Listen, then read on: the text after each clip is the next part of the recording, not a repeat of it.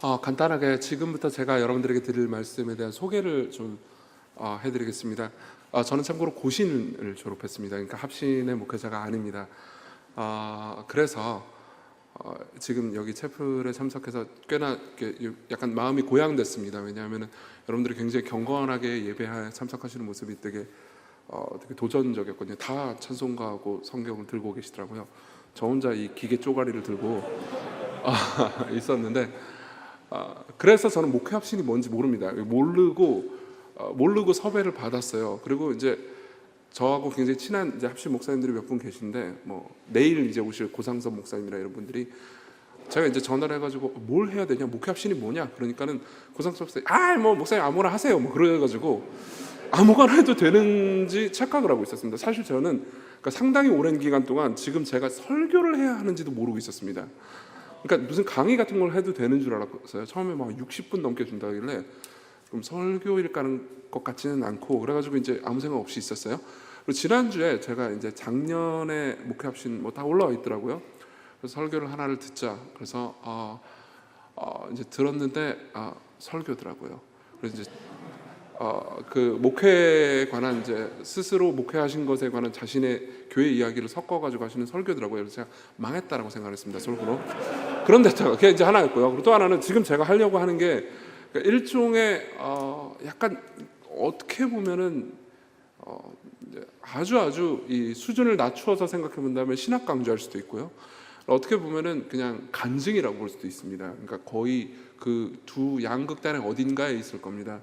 이거를 이제 기획을 해놓고 제가 하려고 마음을 먹었는데 이제 주변에서 응원을 하더라고요. 일단 제 아내가 응원을 해주었습니다. 당신 그런 거 해도 되겠어? 그냥 지금이라도 바꿔 설교해 라고 응원을 해줬고요. 그리고 이제 아마 여기 아시는 분들이 계실 텐데, 이제 오로라 전도사님이라고 있습니다. 우리 교회 지금 출석하고 계신데 잠깐 사역을 쉬시면서 저하고 좀 친해졌습니다. 아침에 네덜란드에서 카톡이 왔습니다. 목사님 화이팅. 그래서 심히 부담되는 마음으로 운전하는데 차까지 막히더라고요. 그런데도 불구하고 제가 이제 바꾸지 않고 굳이 이거를 꼭 해야겠다라고 이제 마음을 먹은 이유를 여러분들에게 설명해 드리려고 합니다. 저는 이제 18세기 초에 있었던, 그것도 스코틀랜드에서 있었던 한 신학 논쟁에 대해서 아주 간략하게 소개해 드리려고 합니다. 그리고 이 이야기에 대해서 여러분들에게, 저는 거의 책 팔러 온 사람에 가까운데, 온전한 그리스도라는 책이 있습니다. 싱클러 퍼거슨 목사님이 쓰신 온전한 그리스도라는 책이 있고, 혹시 이 중에서는 읽어보신 분들도 계실 거라고 생각합니다. 그 책을 강력하게 추천하는 게 제 임무라고 생각합니다. 그 책을 여러분들이 읽고자 하는 마음만 생겼다 하더라도 저는 제 소임을 다한 것 같은 느낌이 들 것 같습니다. 그리고 그 책은 이제 메로운 논쟁에 대한 소개죠. 그리고 제가 할 수 없었던, 하지 못했던 이야기가 거기 가득 담겨 있으니까 오늘 이렇게 편안하게 좋으신 분들이라면은 나중에 그 책을 읽으셔도 상관이 없습니다. 다만 이제 제가 하고 싶은 건 이겁니다. 저는 이제 18세기 메로운 논쟁을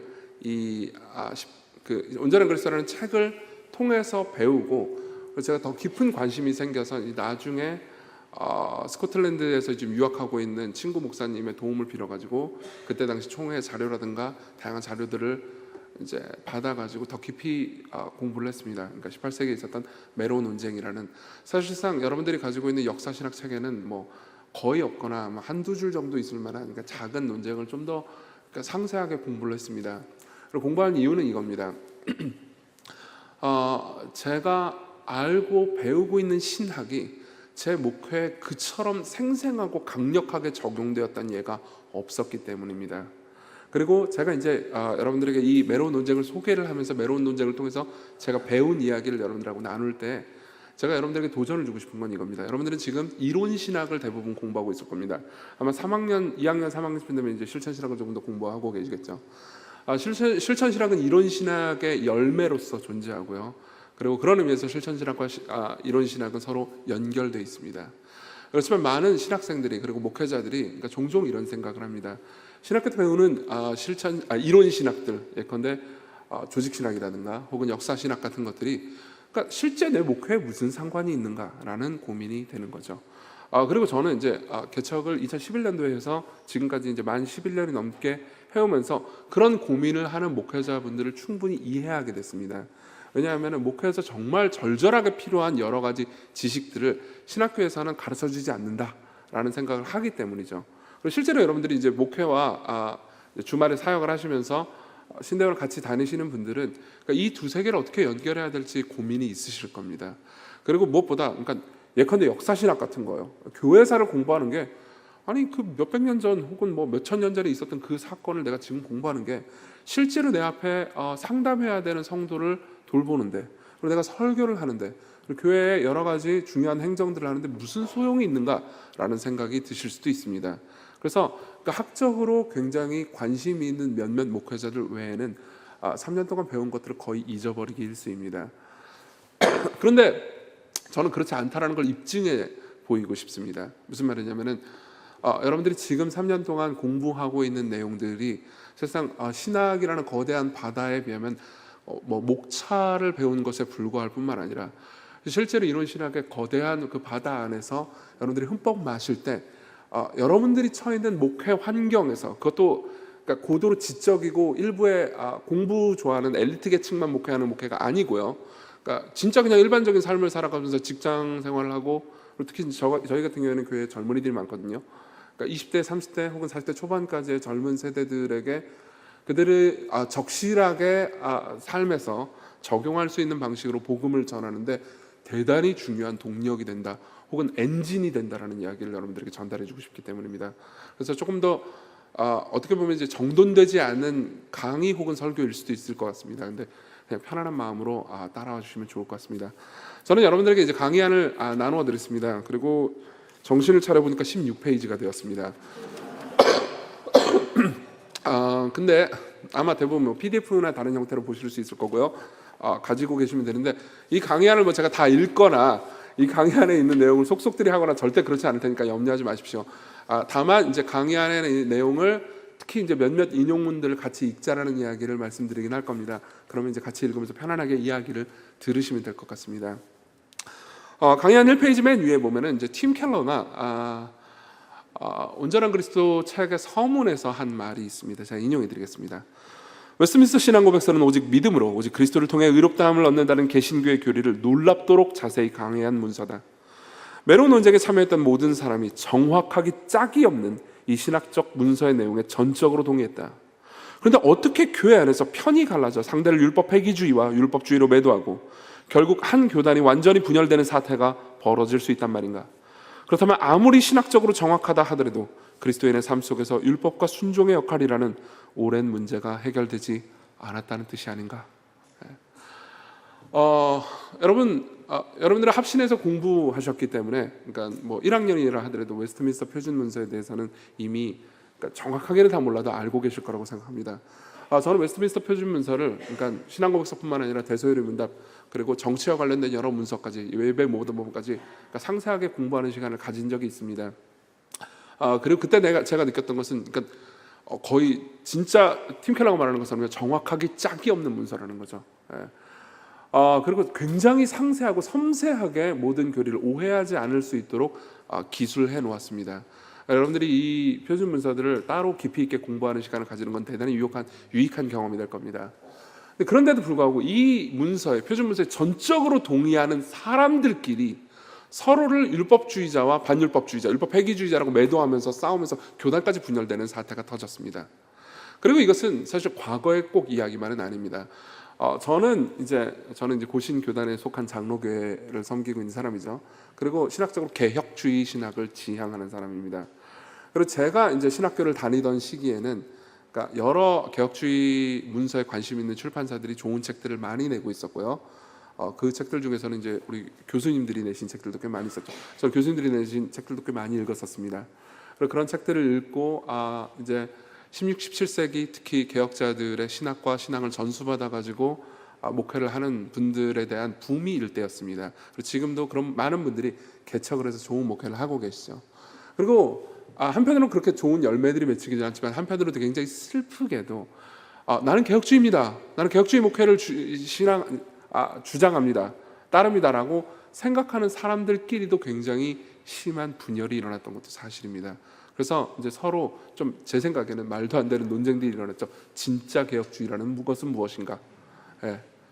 이건 귀여운 척이 아니고 따옴표예요. 모르세요? 엄밀한 개혁주의란 무엇인가?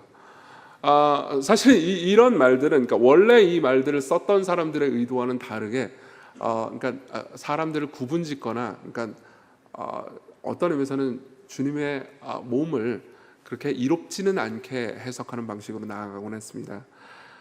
그리고 저희 때, 지금은 잘 모르겠습니다. 지금 신학생들의 분위기는 잘 모르겠지만 제가 이제 공부할 때 신학생들 중에 특히 개혁주의 신학을 열심히 공부하는 사람들은, 그러니까 개혁주의란 무엇인가 가지고 이제 밥을 먹고 나서 한바탕 논쟁을 벌이기도 했습니다. 아마 지금도 그런 분들이 계실지, 웃으시는 거 보니까 있군요. 벌이긴 했습니다. 그러고 나서 이제 그때 우리가 했던 바보 같은 논쟁 중에서는 이런 것들이 있었습니다.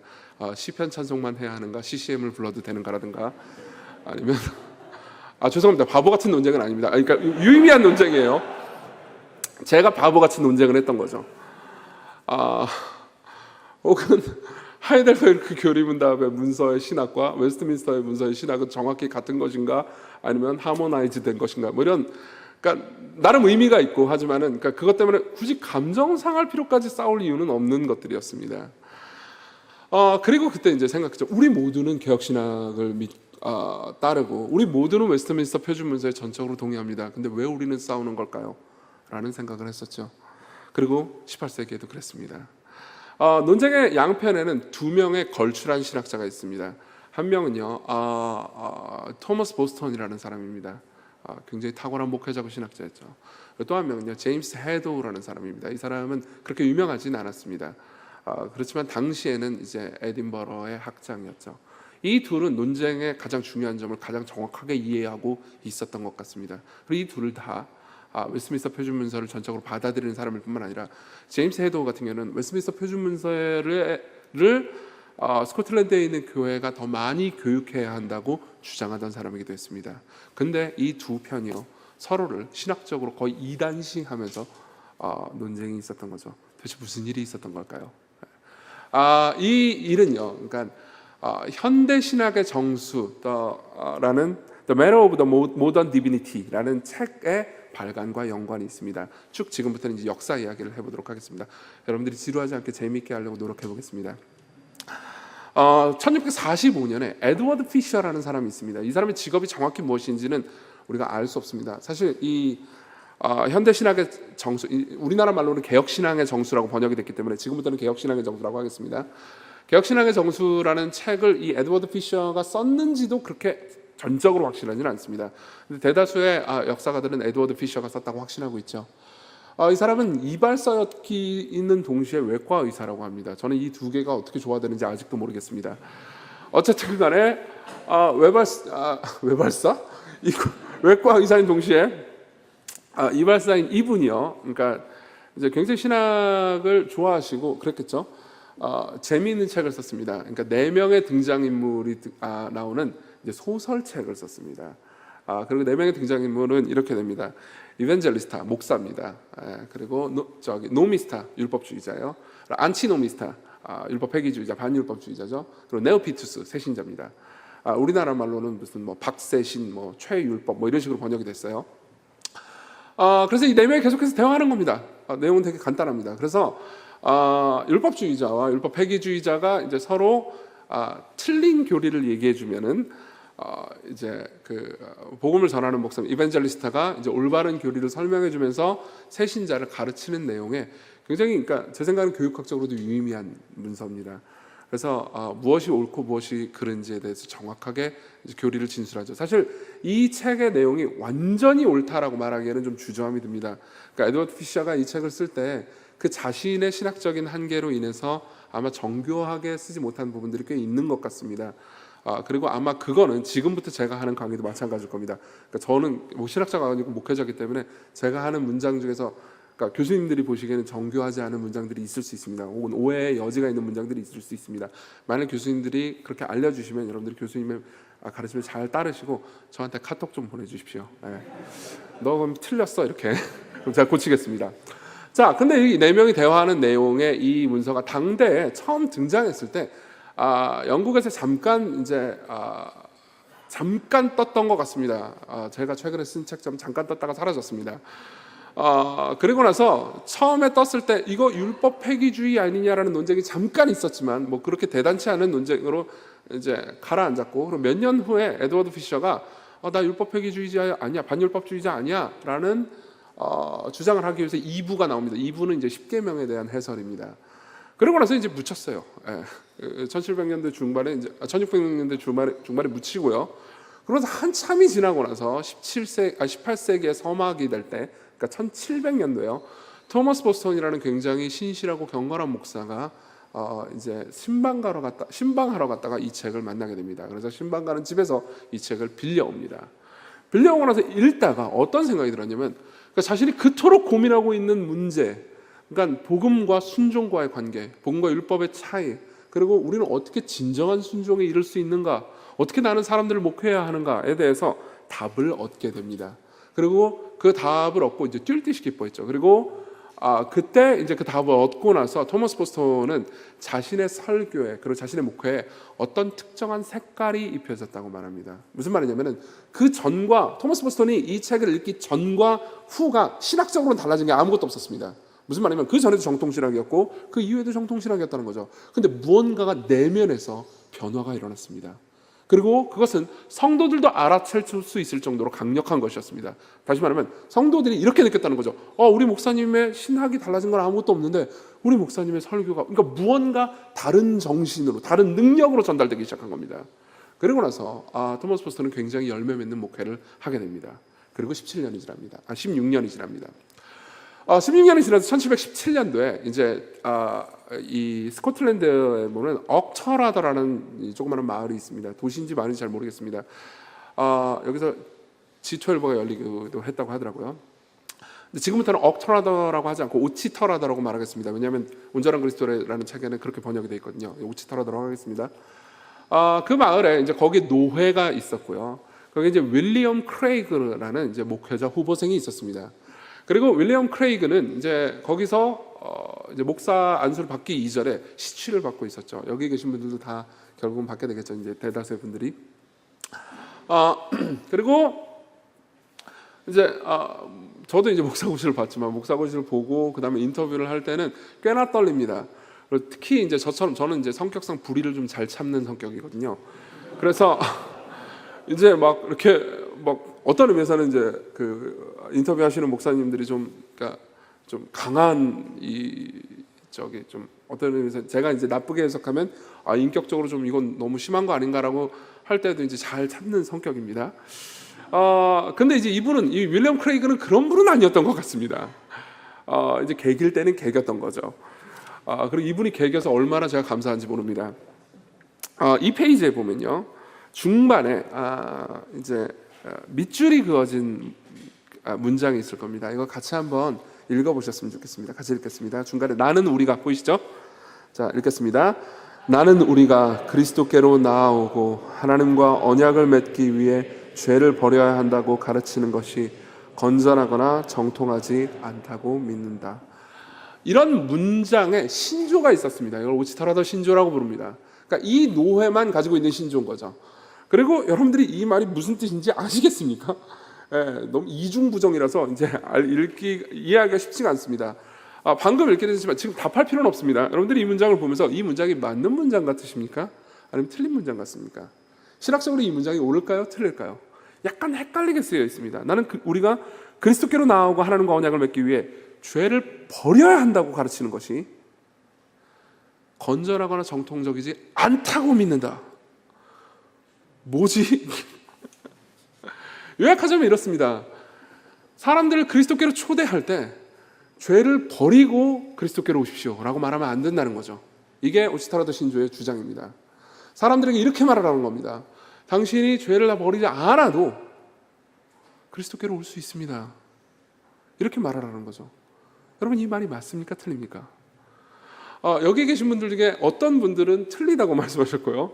그럼 어떤 분들은 맞는다고 고개를 끄덕이시는군요. 네, 이건 헷갈리는 문제입니다. 이게 헷갈린다라는 것은 제가 인정합니다. 저도 처음에 읽고 뭔 소리야? 이거 틀린 거 아니야? 라는 생각이 들었거든요. 예. 그리고 나서 윌리엄 크레이그는 이걸 보면서 이거에 서명을 하라는 거예요. 이걸 서명을 해야 목사 안수를 줬거든요.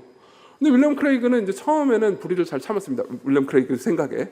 그래가지고 이제 서명을 했습니다. 그러나 집에 나서 다시 생각해보니까 이거 아닌 것 같은 거예요. 내가 목사가 되고 싶어가지고 서명을 했는데 이거 난 못 받아들이겠어. 그래가지고 노회에 알려줍니다. 저 이거 못 받아들이겠는데요. 그러니까 노회에서 오케이 해가지고 이제 목사를 취소해버립니다. 그리고 동시에 윌리엄 크레이그는 총회에 상소를 해버립니다. 그게 어떻게 가능한지 모르겠지만 그 시대는 가능했던 것 같습니다. 그리고 총회에서는 이 문제를 다룹니다. 그리고 총회에서요, 그러니까 많은 이제 목사님들이 모여서 이 오치타라다 신조에 대해서 정죄하고 이 오치타라다 신조가 잘못됐다라고 성토하는 목소리가 막 들립니다. 그리고 그 총회에 아까 제가 말씀드렸던 토머스 보스턴이 앉아 있었습니다. 그리고 제 생각에는 토머스 보스턴은 이런 성격이었던 것 같습니다. 여러분들 노회에 참석해 보신 분들이 계신지 모르겠는데 저도 이제 노회 매번 가죠. 다음 주에 노회인데 노회 가면 이제 대체로 이제 나이 많으신 목사님들이 말씀 많이 하시고 저 같은 누군가 터졌어요. 저 같은 경우에는 이제 뒷자리에 앉아서 거의 망부석이 되어 있는 경우가 많거든요. 그래서 난 누군가 여긴 어딘가 간식 빨리 나왔으면 좋겠다 이러고 있어요. 아마도 제 생각에는 토머스 보스턴도 그랬던 것 같습니다. 그리고 토머스 보스턴이 이제 열기가 뜨거워지니까 앞에 나가서 말을 하면 되잖아요. 그죠? 근데 이제 옆자리에 있는 사람한테 말합니다. 존 드러먼드라는 친구한테 이렇게 얘기해 줍니다. 드러먼드한테 저 오치타라도 신조 저거 좀 표현은 좀 이상하네. 표현은 좀 부족하고 내 생각에는 저렇게 표현하면 좀 오해가 있긴 하지만 저거 기본적으로 맞는 거야. 저거 신학적으로 옳은 거야 라고 얘기를 한 거죠. 그러면서 존 드러먼드한테 이렇게 얘기합니다. 이거를 이제 주해적으로 이게 왜 맞는지 알려줄게. 그러면서 이제 아까 우리가 읽었던 본문 있잖아요. 수고하고 무거운 짐 지닌 자들아 다 내게로 오라 내가 너희를 쉬게 하리라. 이 문장과 그리고 여러 성경 구절들을 인용해주면서 주해적으로 간단하게 어떻게 총회 중간에 그 얘기를 다 했는지 모르겠지만 설명을 해주고 너 개혁신앙의 정수 읽어봐 라고 한 거죠. 이 책 읽어봐. 근데 문제는 뭐냐면 그 책이 절판된 지 오래됐거든요. 그래서 존 드러먼드가 산 넘고 물을 건너서 그 책을 구해옵니다. 그래서 그냥 그 해 연말에 출판해버립니다. 친구들 몇 명이랑요. 그리고 정말 많은 사람들이 이 책을 읽게 됐고 당시에 이제 정확히는 잘 모르겠지만 그 책이 센세이셔널해졌던 것 같습니다. 그리고 그 결과 총회에서도 이 책을 안 다룰 수 없게 된 거죠. 그래서 총회에서는 이 책을 다루고 아까 제가 말씀드렸던 제임스 헤도라는 사람이 주축이 돼서 이 책의 이 내용을 쭉 살펴봅니다. 그리고 나서 3페이지 맨 위에 보면요 이런 결론이 납니다. 제가 읽어드리겠습니다. 총회는 스코틀랜드 교회의 모든 목회자들이 설교와 책 혹은 소책자를 통해서 정수를 읽어보기를 추천하거나 그 책에 대한 긍정적인 발언을 하는 행위를 엄격하게 금지한다. 오히려 성도들에게 그 책을 읽지 말고 사용하지 말 것을 권고하고 경고해야 한다 라는 결론이 납니다. 총회에서 그러니까 사실상 이단에 가까운 정죄가 일어난 거죠. 자, 도대체 무슨 일이 일어난 걸까요? 도대체 어떤 일이 일어난 걸까요? 이후의 스토리를 간략하게만 말씀드리겠습니다. 이후의 스토리는요, 이 문제에 있어서 총회가 이 개혁신앙의 정수라는 책을 너무 부당하게 대했다. 정확하게 내용을 모르고 그냥 마구잡이로 이 이단 정죄를 했다. 인민재판식이었다라고 주장하는 사람들이 있었습니다. 여기에는 당연히 토머스 보스턴이 포함되어 있었죠. 그리고 토머스 보스턴을 위시한 이 메로우라는 책을 옹호한 사람들을 메로우맨들이라고 부릅니다. 메로우 형제도 혹은 메로우맨들이라고 부릅니다. 앞으로 제가 계속 메로우맨들이라고 부르겠습니다. 그리고 또 반대 쪽을 총회파라고 부르겠습니다. 그들은 스스로를 총회파라고는 안 불렀지만 어쨌든 총회파라고 부르겠습니다. 그리고 실제로 총회에 있는 사람들은 전부 다는 대체로 이제 실제로 제가 연구를 하면서 느꼈던 건데요.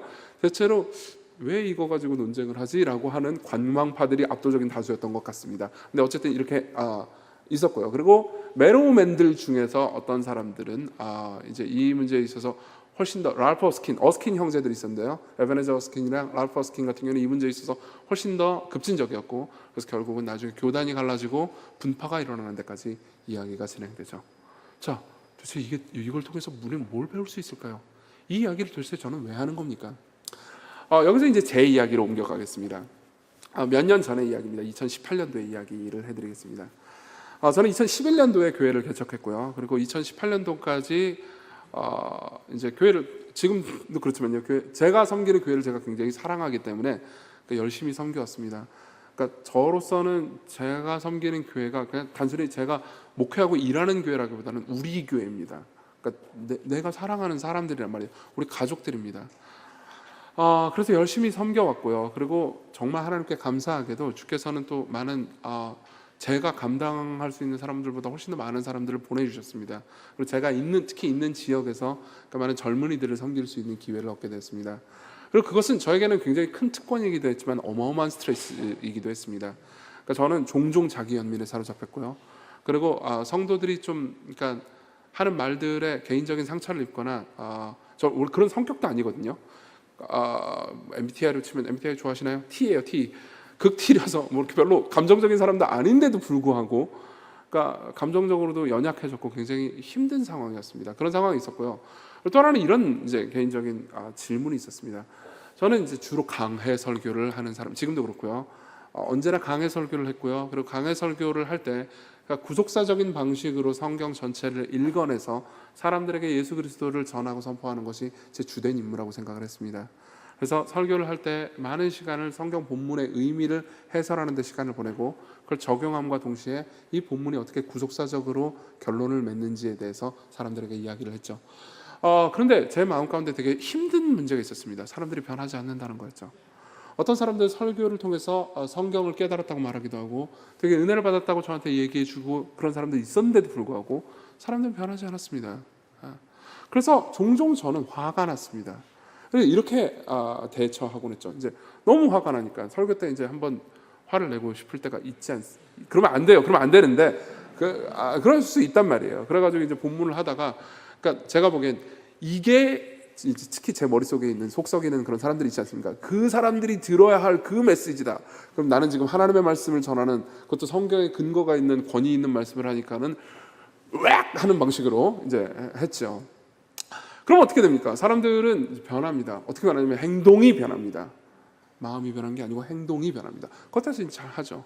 그럼 전반적으로 교회 분위기가 침체됩니다. 무슨 말이냐면은 이제 뭐 그렇게 하지 않는 사람들을 예컨대 제가 이렇게 생각합니다. 왜 여러분들은 오후 예배를 안 참석하고 오전 예배만 참석하고 소그룹 모임 안 하고 집으로 도망갑니까? 라는 이렇게 저급하게 말하진 않아요. 이거 지금 하고 싶은 얘기는 이거지만 이걸 포장해 가지고 이제 고급스럽게 말하죠. 그리고 그 메시지를 전할 때 사람들은 이제 사람들 알아듣죠. 저게 이제 도망가지 말고 오후 예배 잘 드리라는 소리구나라는 걸 당연히 알아듣죠. 고급하게 말하지만 본인은 서로 이해합니다. 그리고 본인을 이해한 사람들끼리 이런 경우가 있는 거죠. 누군가 이제 그래도 이제 오후 예배를 빠지고 가는 사람이 있지 않겠습니까? 그럼 이런 생각을 하는 거죠. 뭐야? 나는 오후 예배 드리는데 뭐 나는 바보야? 이런 식으로 생각을 하는 거죠. 그럼 이제 정죄하게 되고 그럼 교회 분위기가 안 좋아집니다. 그리고 저는 생각합니다. 이 교회 분위기가 너무 내가 군기를 너무 심하게 잡았나? 교회 분위기가 너무 안 좋군. 그럼 이제 뭐 복음이 어떻고 그리스도께서 우리를 조건 없이 사랑하시고 뭐 이런 얘기를 하는 거죠. 그러면은 사람들이 서서히 지각하기 시작합니다. 이걸 계속해서 몇 년 동안 반복하니까 저는 거의 지칠 지경이었습니다. 그리고 그 과정 중에서 이제 제가 너무 힘드니까 주일 설교 못 하겠는 거예요. 그래서 제가 이제 아는 어떤 목사님들 몇몇 분들을 초청해가지고 이제 오전이나 오후 예배를 섬기도록 요청을 해서 설교를 들었습니다. 그러니까 성도들 입장에서는 다른 이제 목회자분들의 설교를 좀 듣게 된 거죠. 그 전에도 뭐 있긴 있었지만 그렇게 많이 있지는 않았거든요. 그러다 보니까 이제 다양한 반응이 왔습니다. 어떤 반응이 왔냐면은 저는 주로 구속사적인 방식으로 예수님을 전하는 방식으로 설교를 했는데 그렇지 않고 본문을 읽고 설명해 주면서 이제 어떻게 사십시오라고 단순한 방식으로 설교를 하는 설교를 오랜만에 들은 거예요. 그러다 보니까 이제 여기에 대해서 좋다라는 반응 당연히 있었고요. 그리고 왜 예수님을 얘기 안 하고 뭐 이렇게 뭐 어떻게 살아라라는 말만 하냐? 이건 율법주의적인 것 같다. 율법주의가 뭔지도 몰라요. 저도 모르고 다 모르는데 별로 아는 것도 없는 사람들이 이제 그런 식으로 얘기를 하는 거죠. 그리고 제 상황에서 너무나 심하게 지쳐 있었어요. 그게 2018년도 여름이었습니다. 여름에 밤에 너무 이제 주일날 밤까지 제가 사역을 하고 집에 들어왔는데 아이들도 자고 있고 제 아내도 자고 있고 너무 괴로운 날이었어요. 그리고 그때 제가 이제 뭐 아무것도 하고 싶지 않은데 뭐 좀 놀자니 놀 것도 없고 그렇다니 뭐 이것저것 딴 거 한다고 해서 죄만 지을 것 같고 그래가지고 책을 읽자. 그래서 책을 하나 꺼내 들었습니다. 그 꺼내 들은 책이 이제 그때 당시 나온 지 얼마 안 된 신간인 싱클레어 퍼거슨의 온전한 그리스도였습니다. 재밌는 건 뭐냐면 이 책을 제가 원서로 2년 전에 나왔었거든요. 원서로 그 이전에 산 적이 있었다는 겁니다. 그리고 이제 원서로 책을 사는 사람의 마음속 깊은 곳에는 이걸 읽겠다와 더불어서 이걸로 과시하겠다가 존재하거든요. 제 서재에는 이렇게 영어로 된 책이 많답니다. 이런 거죠. 그리고 과시용 책은 절대 읽지 않습니다. 또 하나, 과시용 책은 그걸 샀는지를 까먹습니다. 그래서 원서로 그 책에 읽는 것을 잊어버리고 한국어 번역본을 나오고 나서 다른 책인 줄 알고 또 산 거죠. 하나님께 감사하게도요. 그리고 그날 밤에 그 책을 읽기 시작했습니다. 그리고 메로운 논쟁 이야기가 나오더라고요. 그리고 저는 메로운 논쟁을 옛날에 배운 적이 있었습니다. 제가 신학교 다닐 때 역사신학 교수님이 이런 게 있었어라고 얼핏 말씀하신 적이 있고, 저는 흥미로워가지고 그래? 그런 게 있었어? 그러면서 사전을 찾아본 적이 있습니다. 그래가지고 이제 사전을 찾아보고 이렇게 생각했습니다. 이게 양편이 돼가지고 서로 율법주의와 율법폐기주의 가지고 싸운 거였군. 율법주의와 반율법주의 논쟁, 이렇게 알고 있었어요. 그리고 저는 이제 그때 당시 교만했기 때문에 이 정도만 알고도 제가 꽤 안다고 생각을 했습니다.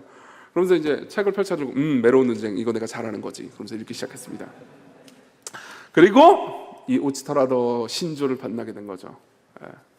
아까 다시 한번 읽어볼까요? 제가 읽어드리죠. 나는 우리가 그리스도께로 나아오고 하나님과 언약을 맺기 위해 죄를 버려야 한다고 가르치는 것이 건전하거나 정통하지 않다고 믿는다. 저는 이 문장을 보고 바로 이렇게 생각했습니다. 이거 틀린 것 같은데? 죄를 버려야지, 그리스도께로 나오면. 그건 아닌가? 잠깐만, 헷갈리는데? 이런 생각이 들었습니다. 그리고 계속해서 읽어나갔죠. 그리고 저는 제가 그때 가지고 있던 모든 문제가 이 책을 읽으면서 다 해결되는 걸 경험했습니다. 그럼 논쟁점은 뭐였을까요? 제 얘기를 여기까지 했으니까 다시 이 논쟁 이야기로 돌아가겠습니다. 논쟁점은 제 생각에는 3개였습니다. 가장 큰 논쟁점이 3개인데 3개를 다 하진 않겠습니다. 2개만 하겠습니다. 제일 중요한 논쟁점은 이거였습니다. 자, 여러분 3페이지를 보시면요, 총회는요, 이 책이 5가지 오류들을 담고 있다는 측면에서 이 책이 문제가 있다고 생각했습니다. 첫 번째, 믿음의 성격에 관련해서 구원의 확신을 믿음의 본질로 여긴다.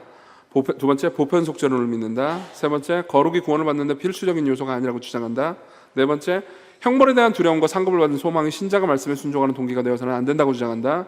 5번째, 신자는 삶의 규범으로서 하나님의 율법 아래 있지 않다고 주장한다. 이게 당시의 총회의 결정문이었습니다. 그리고 이 5가지는 전부 다 오해였습니다. 오해거나 심각하게 오해한 것들이 많았습니다. 그러니까 실제로 책을 읽어보면 훨씬 더 섬세하게 이해하면 전혀 그렇지 않습니다. 그렇지만, 그러니까 이 모든 오해를 배제하고 진짜 논쟁이 됐던 건 뭐였을까요? 3가지였습니다. 하나는 회개는 예수 그리스도께로 나아오기 위한 선결 조건인가라는 문제였고요. 두 번째로는 율법주의와 율법폐기주의 논쟁이었고요. 세 번째로는 확신에 관한 문제였습니다. 확신은 논하지 않겠습니다. 확신은 나중에 책을 읽어보십시오. 앞에 2가지만 해드리겠습니다. 그리고 이걸만으로도 목회적인 여러분들이 유익을 누릴 수 있을 거라고 생각합니다. 첫 번째 이겁니다. 회개는 그리스도께로 나아가기 위한 선결 조건인가? 이런 문제가 있는 거죠. 예수 그리스도께서 우리를 위해서 죽으시고 부활하셨습니다. 자기 백성들을 위해서 죽으시고 부활하셨습니다. 그러니까 제한 속죄를 엄격하게 이해하면서 우리가 말한다면요, 정교한 문장으로 이렇게 말할 수 있겠죠. 그리스도께서 자기 백성들의 모든 죄를 떠안으시고 죽으셨습니다. 그렇죠? 그리고 그리스도께서 자기 백성들이 마땅히 살아야 하는 삶 전체를 그분이 대신 사셨습니다. 그리고 우리의 것으로 주셨죠. 우리는 이것을 칭이라고 부릅니다. 특히 그 중에서 2번째 문장은요, 의의 전가라고 부르죠. 굉장히 아름다운 교리입니다. 그럼 보십시오. 누구에게 이 혜택이 제공됩니까? 누구에게 이 혜택이 제공됩니까? 죄인들이죠. 그렇죠? 그리고 우리는 이렇게 표현할 수 있습니다. 회개하고 예수 그리스도를 믿는 죄인들이요. 회개하고 예수 그리스도를 믿는 죄인들에게 그리스도 안에서 주어지는 모든 혜택들이 제공됩니다. 칭의가 제공됩니다. 성화가 제공됩니다. 양자됨이 제공됩니다. 영화가 제공됩니다. 그 외에 모든 그리스도 안에 있는 복이 다 회개하고 예수 그리스도를 믿는 자들에게, 죄인들이지만 그들에게 다 제공됩니다. 우리는 이거 다 믿고요, 확신하는 내용일 겁니다. 그렇죠? 만약 이 문장들에 대해서 정교한 이해를 가지고 있지 못하신 분이 계시다면, 특히 아까 제가 말했던 의의 전가에 대해서 나는 그게 어렵다고 생각하는 분들이 있다면요, 시간을 꼭 깊이 내서 아주 오랫동안 이걸 천착해서 공부를 해보십시오. 목회에 엄청난 유익이 될 겁니다. 여러분들은 죽기 직전의 사람들과 죄책감 때문에 고통당하는 사람들을 아주 유능하게 상담할 수 있을 겁니다. 여기까지만 할게요. 근데 문제는 이겁니다. 맞아요. 회개와 믿음으로 그분께 나아갑니다. 그렇죠? 근데 이 지점에서 사람들은 이런 오해를 하게 된다는 거죠. 회개와 믿음이 일종의 선결 조건 혹은 공로라고 생각하게 된다는 거죠. 여기 계신 분들 중에 누구도 11조를 열심히 해야 그리스도께로 나아갈 수 있습니다 라고 말한다면 그거는 잘못됐지 라고, 그건 아주 이단적이야 라고 말할 겁니다. 그건 이신칭의와 맞지 않아. 근데 회개가 그리스도께로 나아가기 전에 선결 조건입니다 라고 말하면요, 여러분들이 약간 헷갈릴 겁니다. 왜 그러냐면 회개는 공로가 아니기 때문입니다. 그렇죠? 근데 문제는 뭐냐면 회개와 믿음이 공로가 아닌데도 불구하고 회개와 믿음을 공로처럼 생각할 수 있다는 겁니다. 이게 바로 총회파가 오해하고 있던 지점이었습니다. 그래서 싱클레어 퍼거슨은요, 이거 총회파가 가지고 있던 생각을 이렇게 도식화합니다. 3페이지를 보십시오. 밑에 보면요, 대전제, 소전제 결론이 있습니다. 대전제, 하나님의 구원의 은혜는 그리스도 안에서 선택된 자들에게만 주어진다. 맞나요? 맞습니다. 그렇죠? 소전제, 선택됐는지는 죄를 버렸는지를 보면 알 수 있다. 맞나요? 이건 약간 모호합니다. 왜냐하면 실제로 선택됐고 구원의 은혜와 그 감격을 누리는 사람들은 죄를 버리는 게 사실이기 때문입니다. 그리고 종종 우리는 진짜 저 사람이 스스로는 예수 그리스도를 믿는다고 주장하지만 삶 전체는 엉망진창인 사람이 진짜 믿음을 가지고 있는지를 점검하기 위해서 진짜 저 사람이 죄를 버리고 있는지를 보기 때문입니다. 이건 목회적으로 유용한 겁니다. 그렇죠? 당신은 전혀 죄를 버리지도 않고 하나님께 순종할 생각도 아무것도 없습니다. 그러면서도 당신은 믿음이 있다고 주장하고 있고 구원을 받았다고 확신하고 있습니다. 그리고 그 확신은 위험합니다 라고 목회적으로 말할 수 있어야 합니다. 그렇죠? 그리고 그렇지 않으면 여러분들의 성도들이 위험할 수 있습니다. 하지만 이 생각에 갇혀서 우리는 이렇게 될 수도 있습니다. 저 사람이 택함받은지 안 택함받은지, 진짜 하나님의 은혜 안에 있는지 없는지는 죄를 버리는지 아닌지를 보면 알 수 있다. 내가 이때 위험이 끼어드는 거죠. 그래서 그 결론, 따라 죄를 버리는 것이 구원의 은혜를 받기 위한 전제 조건이다. 여기에 대해서 싱클레어 퍼거슨은 이렇게 얘기해 줍니다. 즉 죄를 버리는 것을 하나님의 선택에서 비롯된 은혜의 열매로 보지 않고 그것을 그 은혜를 경험하기 위한 전제 조건으로 본다는 거죠. 이걸 잘 나타내 주는 게 있습니다. 여러분 4페이지로 가보십시오. 4페이지에 제가 정수의 일부의 내용을 인용해 드리겠습니다. 어렵다고 느끼실 분도 계시는데 쉽게 설명해 드릴 테니까 염려하지 마십시오. 이율법, 목사님, 이율법이면 노미스타예요. 율법주의자죠. 그리스도께서 자기에게 오려면 먼저 목마름이 있어야 했다고 하시잖아요. 저는 이 말씀이 참된 회개 없이 오지 말라는 뜻이라고 생각해요. 김복은 목사, 요한계시록 마지막 장에서 그리스도가 목마른 자도 올 것이요 라고 보편적 선포를 하신 뒤 마치 성령 하나님은 오래전 벌써 율법시와 같은 반론에 답을 하시든 또 선포를 하신 뒤에 답을 하신 뒤에 또 원하는 자는 값없이 심지어 목마름도 없이 생명수를 받으라라고 말씀하셨습니다. 그러면 예수님은 내게 오는 자는 내가 결코 내쫓지 아니하실 것이기 때문입니다. 하지만 율법시는 사람이 믿기 전에 반드시 회개해야 한다고 생각하니 제가 하나만 물어볼게요. 회개가 뭐라고 생각하나요? 이 율법, 사람이 하나님 앞에 자기를 낮추고서 자기의 여러 죄로 하나님을 거스른 것을 슬퍼하고 애통해하면서 모든 죄에서 돌이켜 주님께로 가는 것이 바로 회개라고 생각해요. 그럼 율법시는 다른 사람에게 믿음으로 그리스도께 나오기 전에 이 모든 것을 참되게 해야 한다고 말할 거예요? 이 율법, 예 물론이죠. 저는 반드시 그래야 한다고 생각해요. 김복은 목사, 잘 들어보십시오. 그렇다면 율법시는 불가능한 것을 요구해야 한다고 요구하시는 것입니다. 왜냐하면요, 먼저 경건한 자기 낮춤과 참된 회개는 나의 좋은 아버지이신 하나님을 사랑하는 데서 나오며, 죄는 이 좋으신 하나님 아버지를 불쾌하게 하므로 이런 죄를 미워하는 마음에서 나옵니다. 하지만 이 하나님에 대한 사랑과 죄에 대한 미움은 믿음 없이 생기지 않습니다. 어렵다고 느끼시는 분들을 위해서 설명해 드리겠습니다. 이 밑에 보면요, 제가 어설프게 그린 그림이 있습니다. 위에가 총회파의 생각이고요, 밑에가 토머스 보스턴의 생각이라고 생각하시면 됩니다. 메로우 맨들의 생각이라고 생각하시면 됩니다. 문제는 이겁니다. 우리가 그리스도께로 갑니다. 그럼 어떻게 갑니까? 회개를 하고 그리스도께로 와야 됩니다. 라고 한다면 중간에 회개가 있는 셈이죠. 그렇죠? 그렇지만 여러분, 나중에 에베소서 2장 초반부를, 특히 8절을요 자세히 연구해 보십시오. 믿음과 회개는요 하나님의 선물입니다. 바꿔서 말해볼까요? 믿음은 어디 있습니까? 그리스도 안에 있습니다. 회개는요, 그리스도 안에 있습니다. 바꿔서 얘기하자면 이렇습니다. 내가 회개를 합니다. 무슨 말이냐면 어떤 한 죄인이요, 하나님, 저는 너무나 자기중심적이었습니다. 제가 한 모든 악한 행동들 뿐만 아니라, 사람들이 보기에도 비난할 만한 악한 행동들 뿐만 아니라 제 선한 행동들 안에도 제 자기중심성이 있었습니다. 저는 단순히 죄를 지었기 때문에 죄인인 정도가 아니고 죄인이기 때문에 제 안에서 죄가 쏟아져 나오고 있습니다. 심지어 제 기도마저도 거짓되었습니다. 저는 단순히 개선이 필요한 존재가 아닙니다. 저는 구원이 필요한 존재입니다. 라고 누군가 말했다고 합시다. 이 사람은 회개하고 있습니다. 그렇죠? 그럼 이 사람은 회개를 했기 때문에 그리스도께로 갈 수 있는 걸까요? 아니요. 성경은 일관적으로 말합니다. 지금 제가 이렇게 회개했잖아요. 이 회개는요, 그리스도 안에 있는 선물이라고요. 무슨 말이냐면요, 그리스도께로 가면 그때 그리스도 안에 있는 회개라는 그분이 주시는 선물을 만난다는 거죠. 칼뱅은요, 이걸 이런 식으로 표현했습니다. 그리스도를요, 그냥 그리스도라고 말하지 않습니다. 복음으로 옷 입으신 분이라고 말합니다. 무슨 말입니까? 복음이 주는 모든 좋은 혜택들 있잖아요. 복음이 주는 모든 좋은 혜택들은 다 예수 그리스도 안에 있다는 겁니다. 이게 도대체 무슨 의미일까요? 여러분, 목회적으로 이것은 엄청난 의미를 가지고 있습니다. 보십시오. 우리는요, 복음의 혜택들을 사람들에게 주고 싶습니다. 예컨대 복음의 혜택 안에는 거룩한 삶이 있습니다. 그렇죠? 다시 말하면 성도들이 거룩하게 변화되게 하고 싶어요. 그러면 우리는 종종 이렇게 생각합니다. 말할 때 자칫 잘못하면 머릿속으로 신학적인 오해가 있을 때 이렇게 말하기가 십상이라는 겁니다. 여러분, 그런 식으로 신앙생활을 하면 어떻게 합니까? 그건 거룩한 삶이 아닙니다. 거룩한 삶을 사십시오. 그래야 하나님의 은혜와 사랑 안에 있게 되지 않겠습니까? 이렇게 말한다고 합시다. 물론 이 말은, 그러니까 문맥 가운데서, 어떤 한 설교 안에 이 말이 있을 때 문맥 가운데서 정교하게 이해해야 되고, 한 문장만 가지고 따로 떼어놓고 사람들을 이 설교자를 판단하면 안 됩니다. 그러나 들어보십시오.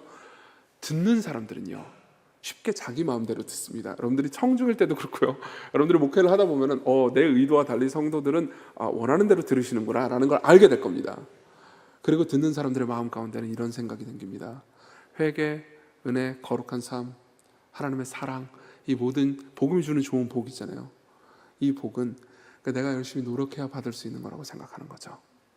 그게 아니라고 이신칭의를 가르치면서 열심히 얘기를 하고 이신칭의에 관한 교리 클래스를 다 들은 사람도 똑같은 오해를 한다는 겁니다. 그럼 보십시오. 생각해보세요. 여러분들이 만일 충분히 회개해야 그리스도께로 나아올 수 있다고 믿는다고 합시다. 그럼 여러분들은 설교할 때 이렇게 생각할 겁니다. 우리 교회 청중들은 충분히 회개하지 않았어. 이 사람들은 죄를 애통해하지 않아. 그러면은 좀 더 죄를 애통해야 될 필요가 있어 라는 생각이 들 겁니다.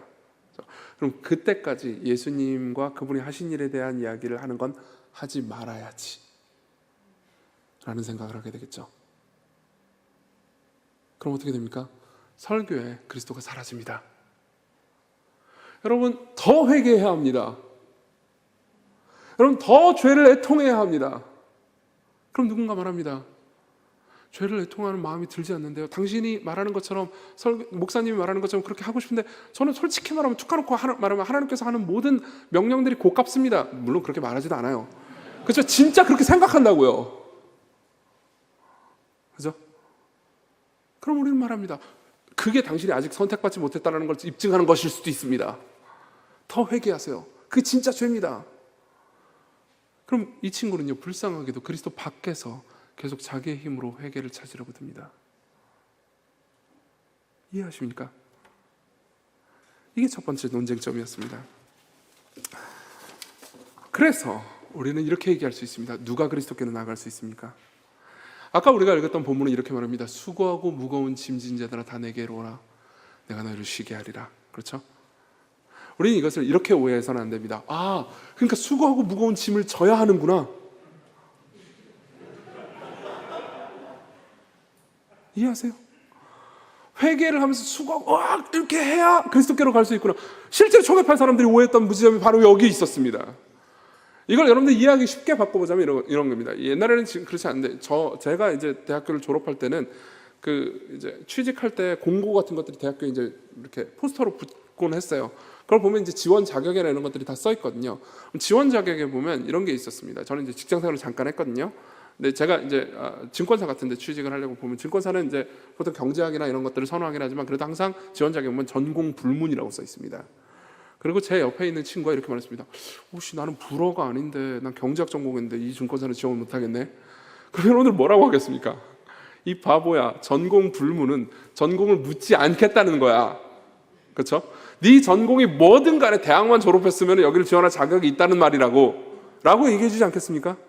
마찬가지입니다. 수고하고 무거운 짐진 자들아 내게로 오라라는 말은 수고하고 무거운 짐을 져야만 올 수 있다는 의미가 아닙니다. 그리스도는 모든 죄인들을 택하시진 않으셨습니다. 그리스도는 모든 죄인들을 위해서 죽으신 것은 아닙니다. 그렇지만 모든 죄인들에게 초청하십니다. 모든 죄인들을 그분께로 오라고 하십니다. 그리고 그분 안에 죄인들이 필요한 모든 것을 다 가지고 계시죠. 그럼 여러분들은 어떻게 할 수 있겠습니까? 여러분들은 이제 이 지점에서 확신이 생길 수 있습니다. 제가 목회적으로 고민했던 부분에서 답을 얻은 게 바로 이 지점이었습니다. 저는 계속해서 그리스도를 선포하는 것이 무슨 의미가 있나라는 생각이 들었습니다. 다시 말하면 이런 거죠. 사람들을 좀 더, 표현이 좀 그렇긴 하면 경상도 말로 뚜까 패야 되는 거 아닐까? 좀 더 이렇게 너무 방종해 보였거든요. 제가 보기에는. 그래서 막 이 본문의 의미가 결국은 구속사 안에서 이렇게 성취돼서 예수님이 짜잔 이거 하면은 그러면서 자 그럼 신나게 죄를 지어야지 이렇게 생각하는 것 같았거든요. 그래서 화가 났습니다. 그리고 이런 생각이 들었죠. 소위 구속사적 혹은 그리스도 중심적인 설교를 하는 게 무슨 의미가 있나? 사람들에게 진짜 이걸로 변할까? 그냥 귀만 높아지지 않을까? 그런 생각 때문에 했죠. 그런 생각이 들었죠. 근데 저는 이 지점에서 확신을 얻었습니다. 맞아. 사람들에게 필요한 모든 게, 내가 사람들에게 주고 싶어하는 모든 것, 다시 말하면 사람들이 변화돼서 사람들이 거룩해지는 그 모든 게 예수 그리스도 안에 있구나. 그럼 내가 해야 되는 일은 억지로 내가 괴롭히면서 사람들을 변화시키는 것이 아니고 복음의 영광 안에 있는 그리스도를 선포하고 높임으로써 사람들을 그리스도께로 초대하는 거구나라는 확신이 들었죠. 이게 제게 있어서 목회적으로 첫 번째 풀렸던 숙제였습니다. 두 번째 논쟁점은 이거였습니다. 8페이지로 넘어갑니다. 율법주의와 율법회개주의 논쟁이죠. 이건 훨씬 더 정교하고 중요한 부분입니다. 둘은 서로 싸웠습니다. 서로 싸웠고, 그리고 서로 싸우면서 서로를 율법주의자와 율법회개주의자로 매도했습니다. 토머스 보스톤은 실제로 그렇게 하지 않았지만 메로우맨들은요, 총회 쪽을 율법주의자라고 매도했고요. 그리고 총회 쪽은요, 메로우맨들을 율법회개주의자라고 논쟁을 했습니다. 자, 율법주의와 율법회개주의를 간단하게만 설명해 드리겠습니다. 율법주의는요, 하나님께 무언가 순종하고 자기의 공로, 율법을 지킴으로써 하나님께 하나님께 사랑을 받거나 하나님의 호의를 살 수 있다라는 생각입니다. 이런 신학적인 입장입니다. 율법회개주의는요, 율법회개주의의 얼굴은 대단히 다양하지만, 그러니까 정확히 말하면 이겁니다. 하나님의 은혜로 말미암아서 우리가 구원을 받았으니 율법을 지키는 것은 하나님과의 관계에서 아무런 영향을 미치지 않는다. 하나님과의 관계에서 율법을 지킬 필요가 전혀 없다라고 생각하는 전적인 오해입니다. 그리고 사실상 이거를 분별하거나 말하는 건 쉬운 일이 아닙니다. 왜냐하면요, 역사상 어떤 사람도 저는 제 개인적인 신학 입장을 율법주의로 정의하고 있습니다, 이런 사람은 없거든요. 저는 율법 회개주의 전통에 속해 있습니다, 이런 사람은 없어요. 저는 복음을 믿습니다. 하나님께 순종해야 된다고 생각합니다. 그렇지만 율법주의와 율법 회개주의는요, 미묘하게 드러납니다. 무슨 말이냐면요, 율법주의와 율법 회개주의는요, 훨씬 더 신학적 전통이나 신학 문서로 등장하기보다는 마음의 상태로 등장한다는 거죠. 그럼 어떻게 마음의 상태로 등장하는 걸까요? 싱클레어 퍼거슨은 온전한 그리스도라는 책에서 이 문제를 분석하기 위해서 우리를 에덴 동산으로 초대합니다. 에덴 동산으로 데리고 갑니다. 그리고 거기에 등장인물이 나오죠. 뱀이 등장하고요, 여자가 등장합니다. 그리고 옆에 멀뚱히 서 있는 아무 생각 없는 남자가 등장합니다. 뱀은 말합니다. 야, 하나님이 아무것도 먹지 말라 그랬다며. 진짜 하나님께서 하신 말씀은 그게 아니었습니다. 자, 동산을 봐라. 동산 모든 나무의 열매를 네가 원하는 대로 먹을 수 있다. 동산 각종 나무의 실과를 원하는 대로 마음껏 먹으라고 말씀하셨습니다. 그렇지만 말씀하세요. 딱 한 개만 먹지 말아라. 이 한 개가 뭔지 모릅니다. 사과는 확실히 아닐 겁니다. 네. 그냥 이름이 선악과입니다. 아마도 무화과 나무일지도 모릅니다. 하나 확실한 건 대부분의 신학자들이 동의하는 거는요, 이게 무슨 특별한 선악과라는 류의 나무가 있었던 게 아닐 거라는 겁니다. 그러니까 예컨대 그냥 무화과 나무 중에 하나를 딱 지정해서, 그러니까 대체제가 얼마든지 있었다는 거죠. 요것만 먹지 마. 그러니까 하나님께서 금지하신 건 최소한이었습니다. 그리고 허용하신 건 모든 것이었죠. 그러면서 아담은 그 모든 것들을 얻기 위해서 농사를 지은 적도 없고 씨를 뿌린 적도 없고 물을 내린 적도 없습니다. 그냥 딱 있자마자 다 있었습니다. 그리고 신나게 먹을 수 있었죠. 하와도 마찬가지였고요. 아담은 노력으로 그것을 얻은 게 아니었습니다. 하나님께서는 아담을 사랑했죠. 그리고 한 개만 먹지 말라고 하십니다. 왜 먹지 말라고 했을까요? 왜 먹지 말라고 했을까요? 여러분들이 합신이라면 아마 게알더스 포스의 성경신학을 죄송합니다. 읽으셨거나 읽기를 권한받으셨을 거라고 생각합니다. 저도 읽었습니다. 그리고 거기서 보스는요 이렇게 얘기합니다. 선악과를 일종의 성내전적 나무라고 부릅니다. 이걸 최대한 이해하기 쉽게 왜곡은 안 되고 설명해서 표현해보자면요, 이거는요 계속해서 하나님을 생각나고 떠올리게 하는 역할을 했습니다. 여러분 주일 예배를 생각해 보십시오. 일주일 동안 멋대로 살다가 주일 예배 때 하나님 앞에 나아갈 때 맞아, 내 삶이 내게 아니지 라고 생각합니다. 하나님을 생각하죠. 그렇죠? 그런 것처럼 동산 중앙에 이 나무가 있습니다. 그리고 내가 먹을 수 없는 저 나무는요, 하나님이 주인이시고 내가 그분의 손 아래에 있다는 것을 기억하게 하는 하나님의 은혜로운 장치였죠. 하나님을 예배하도록 만드신 장치였지 인간을 괴롭히기 위해서 만든 것이 아니었습니다. 그리고 뱀이 말하죠. 야, 아무것도 먹지 말라고 그랬다며. 물론 거짓말이라고 하기에는 좀 애매한 면이 있습니다. 아무것도 먹지 말라라고 하나님이 말했어. 그럼 명백한 거짓말이잖아요. 근데 아니 내가 어디서 주워 들었는데 말이야. 그런 소문이 있던데. 항상 거짓말은 이런 식으로 시작되죠. 그러니까 하와는 그건 사실이 아니잖아요. 그래서 반박을 합니다. 아니야. 동산나무에 열리는 열매는 먹어도 된다고 그랬어. 잠깐만요. 여기서 뭔가 왜곡이 나옵니다. 하나님께서는 원하는 대로 마음껏 먹으라고 했는데 여자는요 이렇게 말합니다. 하와는 먹어도는 된다고 했어. 그죠? 뱀의 작전은 성공한 거죠. 뱀의 작전은요 사실 하나님의 말씀의 팩트를 왜곡하려고 했던 게 아닙니다. 하나님의 성품을 왜곡하려고 했죠. 하나님이 인색하고 사람들한테 주기 싫어하고 그리고 인간을 좀 약간 괴롭히려고 억압하려고 이 율법을 줬다, 하나님의 명령을 줬다라고 생각하게 만들려고 했고, 그리고 하와는 거기에 넘어갔습니다. 이렇게 말하죠. 저 동산 중앙에 있는 나무는 먹지도 말고 만지지도 말라고 했어. 만지지도 말라고 하신 적은 없어요. 그렇죠? 만져도 됩니다. 그걸로 야구를 해도 되고 뭐 갈아가지고 발라도 되고 마음대로 해도 됩니다. 먹지만 않으면 되는 거죠. 다시 말하면 제한은 최소였습니다. 발라도 된다는 건 신학적 논쟁의 여지가 있습니다. 만일 다른 분들이 다르게 얘기하시면 제가 틀렸다고 하십시오. 먹으면 안 되는 거였습니다. 먹지만 않으면 되는 거였습니다. 그리고 그때 하와의 그리고 아담, 옆에는 아담이 이제 있었고 그냥 멀뚱히 쳐다보고 있었겠죠. 사실 이게 제일 나쁩니다. 왜냐하면 하나님의 명령을 받은 건 아담이었거든요. 아담이 하와한테 전해준 거였거든요. 그래서 이 둘의 머릿속에 생긴 신학은 이겁니다. 하나님은 우리를 괴롭히기 위해서 선악과를 뒀다. 파이디온에 나오는 노래에 보면 이런 말이 있죠. 하나님은 널 사랑하네, 널 조종하려 할 뿐이야. 이게 뱀이 한 말이죠. 그리고 둘은 불순종합니다. 여기서 싱클레어 퍼거슨이 이렇게 얘기합니다. 여기서 우리는 율법주의와 율법 폐기주의가 하나에서 만나는 걸 본다고요. 율법주의는 뭡니까? 순종해야 해 라고 말합니다. 율법 폐기주의는 순종하지 않아도 돼 라고 말합니다. 그렇죠? 그런데 사실 이 둘은요 같은 신학을 가지고 있습니다. 다시 말하면, 정확히 말하면 하나님에 대한 같은 이해를 가지고 있습니다. 율법주의는요 하나님이 우리를 괴롭히기 위해서 율법을 주었다고 생각하고, 율법을 내가 지켰으니까 하나님의 사랑과 호의와 복을 받을 자격이 있다고 생각합니다. 그리고 율법 폐기주의는요 하나님이 우리를 사랑하니까 율법을 안 지켜도 된다고 생각합니다. 그리고 이 둘 다가 간과하는 지점이 있습니다. 둘 다는 완전히 달라 보이잖아요. 많은 사람들이 이렇게 생각합니다. 율법주의와 율법 폐기주의가 서로 그게 있고요, 우리는 중간 어디쯤에서 균형을 잡아야 된다고, 중용을 취해야 된다고 생각합니다. 아니에요. 율법주의와 율법 폐기주의는 사실상 똑같습니다. 어떻게 똑같은지 아십니까? 둘 다 하나님이 우리를 사랑해서 율법을 주었다고는 생각하지도 못합니다. 한쪽은요 이렇게 생각합니다. 하나님은 우리를 괴롭히기 위해서 율법을 줬고 나는 그걸 지켜냈어. 한쪽은 이렇게 말합니다. 하나님이 진짜 나를 사랑한다면 율법을 지키라고 말할 리 없어. 하나님 날 사랑하시니까 율법을 안 지켜도 될 거야. 제가 시간이 걸리니까 다 인용하진 않겠지만 예컨대 성윤리 같은 걸 한번 생각해 봅시다. 저희 교회에 젊은이들이 많고 종종 이런 설교를 해야 될 때가 있습니다. 결혼 안에서만 성이 허락되었습니다, 여러분. 결혼 바깥에서의 성을 하나님께서 진노하시고 슬퍼하십니다라는 말을 해야 합니다. 그렇죠?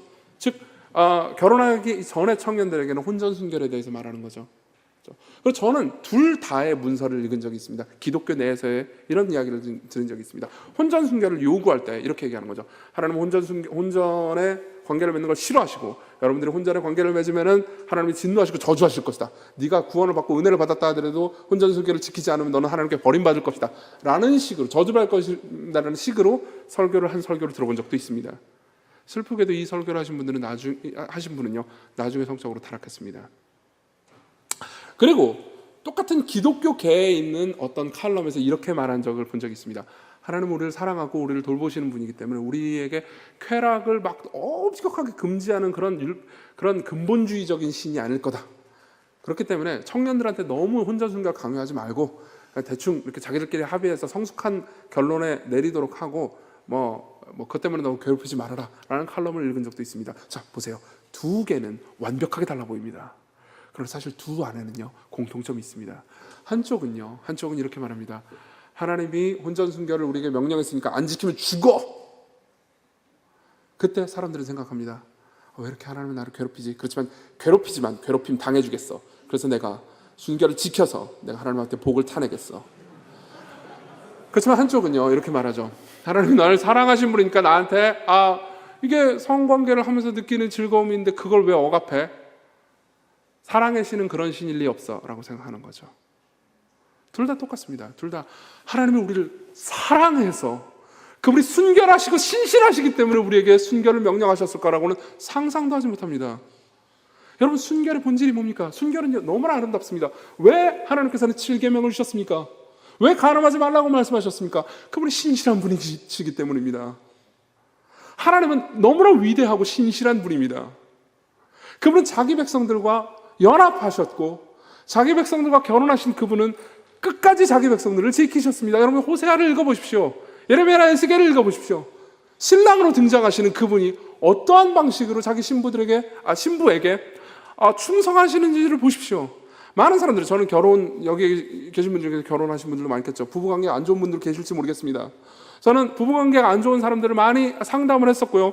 그리고 많이 상담하는 사람들보다 나는 정말 최악의 결혼 생활을 몇 년을 했어요. 혹은 10몇 년을 했어요. 20몇 년을 했어요. 라고 말합니다. 우리가 믿는 하나님은 역사상 최장기간 동안 최악의 결혼 생활을 하신 분입니다.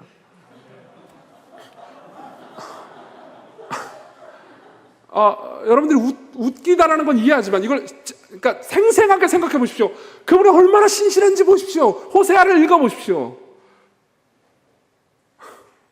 하나님이 고통을 호소하십니다. 물론 이건 신인동역론적인 표현이긴 하죠. 그렇지만 이 고통이 거짓인 건 아닙니다. 그렇죠?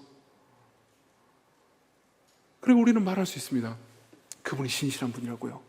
그분이 자기 백성들에게 예수 그리스도는 2000년 동안 교회가 그토록 간음하고 그토록 범죄하고 그토록 하나님을 떠났는데도 불구하고 자기 백성들을 향해서 자기 신부를 향해서 어여쁘다라고 말씀하신다고요. 아가서를 읽어보십시오. 그죠? 자, 여기서 율법주의와 율법폐기주의 모두를 극복하는 목회적인 대안이 등장합니다. 그리고 저는 이 책을 읽으면서 거의 유레카를 외쳤습니다. 이거죠. 여러분들 중에서 아마 합시는 선교단체 출신 간사님들이 많이 계실 겁니다. 이런 사람들을 여러분들은 반드시 보게 됩니다. 예컨대 선교단체 같은 경우에는요. 대학생 때 1학년 때 들어와서 선교단체를 1학년 때부터 하기 시작합니다. 열심히 선교단체를 합니다. 그리고 거기에 헌신하고 여러 가지 방식으로 여름이면 수련회, 겨울에도 수련회 많이 따라다닙니다. 그리고 4학년이 됐어요. 근데 토익이 없네요. 그래서 시험 드는 사람들을 보신 적이 있을 겁니다. 그렇죠? 내 동기 어떤 놈은 쟤는 이제 저는 이제 주로 SFC를 많이 가니까 SFC에 1학년 때 아무것도 안 하고 그냥 발만 걸쳐놓고 있다가 성경 공부 찌끔하고 밥만 맨날 얻어먹고 있다가 나중에 자기 살 길 찾겠다고 토익 공부하고 시험 보고 나서 좋은 직장 취직하고 나는 여기서 헌신봉사 충성 다 했는데 4학년 돼가지고 직장 갈 곳이 없어요. 그래가지고 할 게 간사밖에 없어. 그런 사람 마음 가운데는 깊은 곳에는요 하나님을 향한 원망이 있습니다. 나는 왜 순종했는데 하나님께서 나를 버리셨는가? 그리고 그 마음 깊은 곳에는요 이런 게 있는 거죠. 하나님은 나를 괴롭히기 위해서 나를 간사로 부르셨고, 그리고 나는 순종했기 때문에 내가 언젠가는 저 사람보다 더 큰 상을 받을 거야. 이때는 간사로 부르심을 받은 부르심이 복이고 영광이라고 느껴지지도 않습니다. 물론 말은 그렇게 할 수 있죠. 우리는 립 서비스에 능하니까요.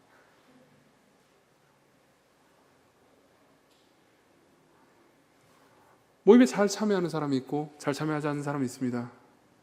교회에 많은 시간을 드리는 사람이 있고 그렇지 않은 사람이 있습니다. 근데 교회에 많은 시간과 힘을 들였는데도 불구하고 삶이 잘 풀리지 않거나 삶에 고통이 찾아오면, 율법주의자였던 사람은 하루아침에 율법 배기주의자로 보내버립니다. 다 안 해!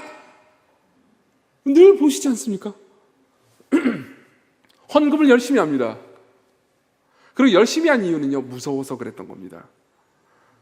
목사님이 언젠가 이렇게 말한 게 있는 거예요. 너희들 11조를 안 하면 11조를 안 한 만큼 병원에서 쓴다. 그러면 무서워서 열심히 11조를 했습니다. 그리고 내 친구는 11조를 안 했는데 나는 했고요. 근데 나는 병원에 지금 입원해서 누워있고 내 친구는 건강합니다. 그래서 탁구를 치고 있죠. 그럼 생각하는 겁니다. 하나님은 나를 괴롭히기 위해서 헌금을 명하셨다고 생각하는 거죠. 여러분들 헌금에 대한 신학을 따로 얘기하지는 않겠습니다. 그분이요 우리를 사랑하시기 때문에 우리에게 명령들을 주셨죠. 자, 그러면 여기서 전략은 뭡니까? 복음을 드러낼 때, 다시 말하면 하나님께서 예수 그리스도 안에서 우리를 위해서 행하신 일들을 드러내기 시작하잖아요. 그러면요 이렇게 됩니다. 그분을 사랑하게 됩니다. 그분을 사랑하게 됩니다. 보세요. 싱클레어 퍼거슨이 드러낸 가장 탁월한 통찰은 이겁니다. 율법주의자와 율법 폐기주의자 모두 하나님에 대한 나쁜 인식을 가지고 있습니다. 그리고 나에게 명령한 그 존재가 어떤 존재라고 내가 생각하느냐에 따라서 명령의 색깔마저도 달라집니다. 생각해보세요. 여기 계신 분들 중에서 지금 연애 중이신 분, 지금 빨리 끝내야 되니까 한 분만 손 좀 들어주시겠습니까? 없으세요? 슬픈 합신이군요. 예. 전도사님, 제가 물어볼게요. 여자친구분이 뭐 오빠라고 할지 뭐라고 할지 모르겠지만 오빠 내 손을 잡아줘. 그럼 어떻게 하실 거예요? 안 하죠. 전도사가 안 와도 됩니까? 자, 보십시오. 그냥 손을 잡는다고 합시다. 왜냐하면 귀찮거든요. 그 다음은 자, 손을 잡아줄게. 기꺼이 손을 잡아줄 뿐만 아니라 안아주겠죠? 맞아요. 칼을 든 연쇄살인마가 내 손을 잡아줘. 그럼 어떻게 하시겠습니까? 안아줘요? 도망가겠죠. 그죠? 보세요. 내 손을 잡아줘라는 문장이 누구에게로부터 나왔는지에 따라서 이 문장이 호러가 되기도 하고 굉장히 달콤한 말이 되기도 하죠. 물론 우리는요 하나님을 연쇄살인마로 생각하지는 않습니다. 그렇지만 여자친구로도 생각하지 않죠. 그러니까 즉 사랑하는 존재로 생각하지 않습니다. 여러분 어떤 명령은요, 그러니까 그 명령이 명령인지 복음인지가 헷갈리게 되는 명령들이 존재합니다.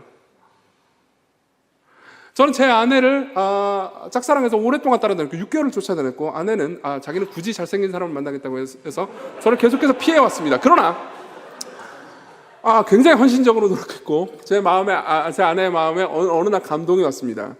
둘이 같이 이제 새신자를 두고 만나가지고 신방을 잠깐 하고 이제 헤어지는 길이었습니다. 저희 집은 그때 당시 제 회사는 광화문에 있었고요. 그리고 제 아내가 있던 곳은 경희대 쪽이었고요. 그리고 저희 집은 분당이었고요. 제 아내는 오리동이었습니다. 저는 회사를 끝나고 나서 경희대로 가서 아내와 함께 어떤 새신자를 신방을 하고요. 그리고 저는 분당으로 내려가고 아내는 오리동으로 가면 됐습니다. 팔이 꼬이네요. 근데 아내가 이렇게 말했습니다. 그때 밤 10시가 넘었을 때 이렇게 얘기했죠. 오빠 나 집에 데려다 줘. 자, 이 문장은 형식상 명령문입니다.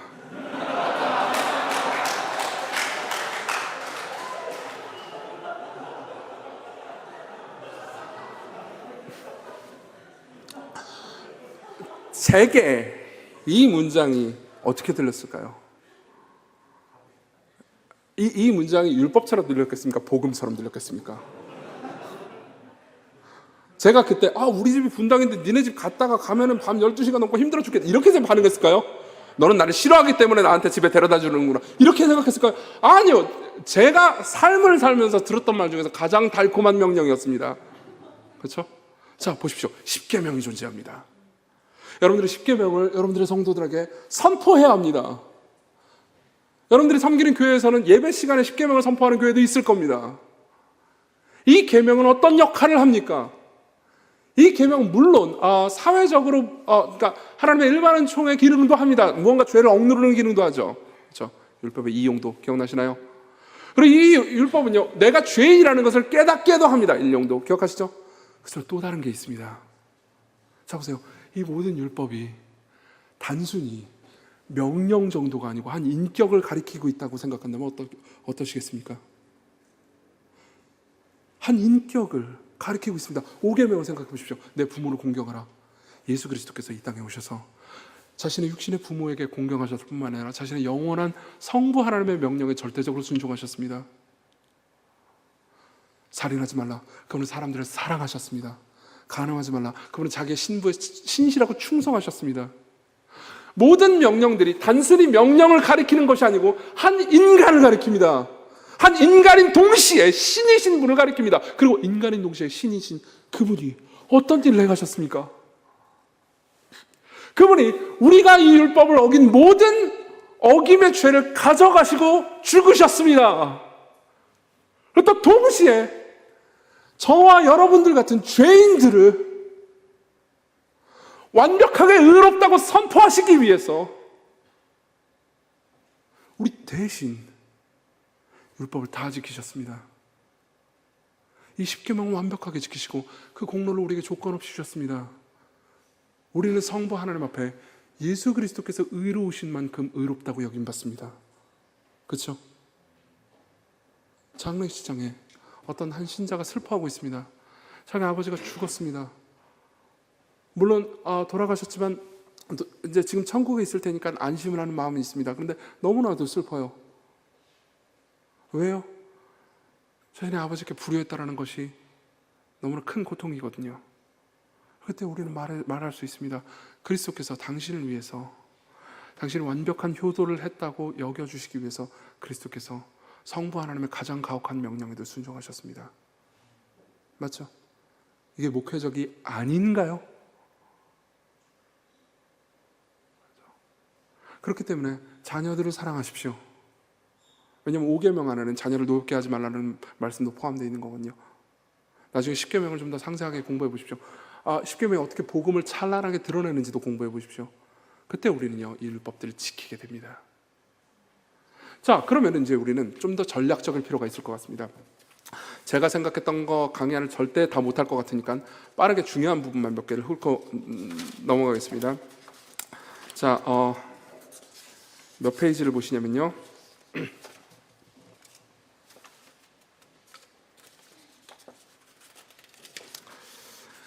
역시 욕심은 화를 낳는군요.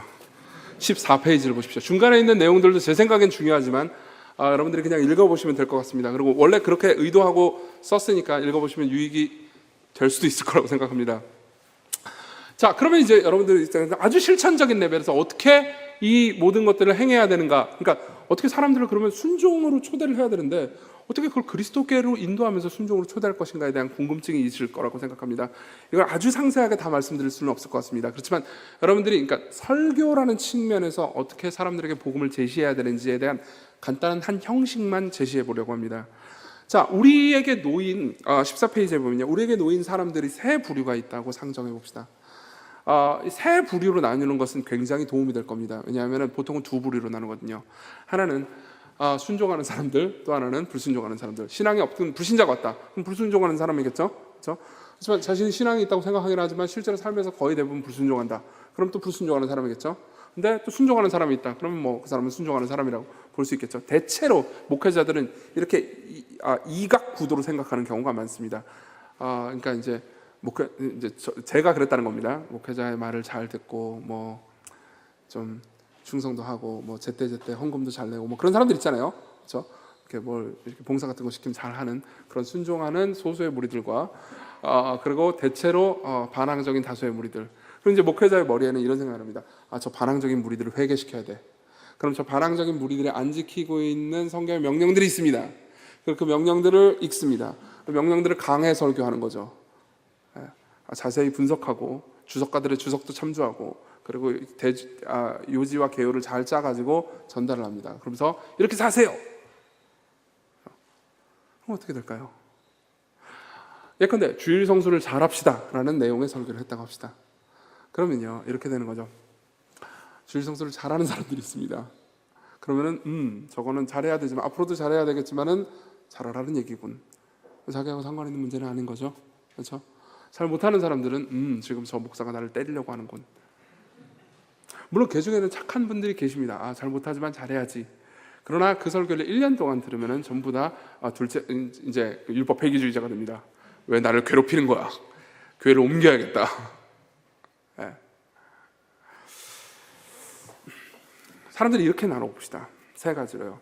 첫째로 대체로 하나님께 불순종하는 사람들입니다. 신앙이 없거나 이런 사람들도 여기에 포함되겠죠. 또 하나는요, 하나님께 외적으로는 순종하지만 순종을 통해서 자신의 의를 세우는 사람들이 있을 수 있습니다. 우리 율법주의자라고 말할 수 있죠. 근데 이건 훨씬 더 정신에 있습니다. 보세요. 복음을 믿는다는 건 뭘 의미할까요? 복음을 믿는다는 건 예컨대 이신칭의를 믿는다는 건 뭘 의미합니까? 제가 이렇게 된 게 제 공로 때문입니까? 아니죠. 그리스도의 공로 때문입니다. 저는 오직 믿음이라는 통로를 통해서 그리스도의 공로를 조건 없이 값없이 받았습니다. 여러분들이 이 모든 것을 이해할 겁니다. 근데 예를 하나만 들어보죠. 저는 이렇게 믿지 않는 신학자들이 신학적으로 올바르지 않다고 생각합니다. 그죠? 예컨대 뭐 이 사람은 워낙 유명한 사람이니까 실명을 거론하겠습니다. 톰 라이트 같은 사람의 칭의로는 신학적으로 잘못됐다고 믿습니다. 그리고 그렇게 믿는 게 목회적으로나 신학적으로나 그리고 교회론적으로 대단히 유익하다고 생각합니다. 근데 자 보십시오. 예를 들면 이렇게 생각합시다. 어떤 한 신학생이 있습니다. 근데 이 사람은 톰 라이트에 빠졌어요. 그리고 전통적인 이신칭의가 아마 합신에서는 안 계시겠지만 잘못됐고, 그리고 전통적인 이신칭의를 주장하는 사람들이 너무 보수적이고 꼴통이고 문제가 있고 근본주의적이고 자기는 톰 라이트를 따르고 힙하다고 생각하고 있습니다. 그리고 내 마음 가운데 이런 생각이 들었습니다. 저 무식한 놈, 저 정통교리를, 개혁파 정통교리를 모르는 놈, 네가 피터판 마스트리트를 읽어봤어? 자기도 안 읽어봤어요. 이신칭의의 그런 영광스러운 역사를, 종교개혁 역사를 알아? 이단적인 톰 라이트만 따르는 놈이라고 생각한다고 합시다. 그러면서 그런 사람을 배척한다고 합시다. 보세요. 이 사람은 당연히 교리로 이신칭의를 믿고 있습니다. 뇌로는요. 그래서 이 사람을 움직이는 오퍼레이팅 시스템은 OS 아시죠? iOS나 안드로이드 같은 OS는요. 이 행칭의입니다. 왜요? 내가 신학적으로 올바른 지식을 가지고 있는 것이 내가 더 나은 존재라는 걸 입증한다고 말로는 그렇게 말하지 않아요. 글도 그렇게 쓰지 않습니다. 근데 마음속 깊숙한 곳에는 그렇게 믿고 있는 거죠. 이해하십니까? 율법주의는 생각보다 그냥 신학이 아닙니다. 율법주의는 우리를 움직이는 오퍼레이팅 시스템입니다. 우리는 내가 설교를 잘하기 때문에 괜찮은 사람이라고 생각합니다. 내가 목회적으로 더 나은 성과를 이뤘기 때문에 더 나은 사람이라고 생각하기 쉽습니다. 혹은 내가 목회적으로 별로 열매를 10년을 목회를 했는데 별로 열매를 맺지 못했기 때문에 나는 버림받았다고 생각하거나 혹은 나는 쓰레기라고 생각하는 경우가 많습니다. 모두 자신의 가치와 정체성을요 복음에서 이신칭의에서 찾기보다는 사람들이 생각하는 것과 똑같이 이행칭의에서 찾고 있는 겁니다. 이해하십니까? 이신칭의와 이행칭의는요 단순히 교리적으로 옳고 그름에, 그러니까 신학적인 문제가 아닙니다. 훨씬 더 사람을 움직이는 오퍼레이팅 시스템이라는 거죠. 그렇기 때문에 어떤 사람, 제가 만일 지금 이 강단에서 여러분들에게 설교를 하고 있는데 내가 이 설교를 잘했기 때문에 여기 있는 사람들 가운데서 나는 훌륭한 목회자라고 생각하고 있잖아요. 그럼요, 저는 제 설교가 망할 때 좌절해 버릴 겁니다. 그렇죠? 목사로서의 제 가치는 제 설교와 목회 능력에 있다고 생각하겠죠. 제가 만일 예를 들어봅시다. 제 교회가 되게 힘들어졌습니다. 그리고 교인 수가 많이 줍니다. 목회적으로 망했습니다. 근데 누가 와가지고 저한테 이렇게 말한다고 합시다. 그래도 하나님께서 예수 그리스도 안에서 너를 하늘로 높이셨잖아. 그리스도만큼 영광스럽고 높은 존재로 여겨주시잖아. 그러니까 자신에 대해서 자책하지 마 라고 누가 저한테 얘기해 줬다고 해봅시다. 복음을 전해준 거죠. 근데 제가 이렇게 말했다고 합시다. 그럼 뭐해? 목회가 망했는데. 그럼 저는 정말로 이신칭의를 믿고 있는 걸까요?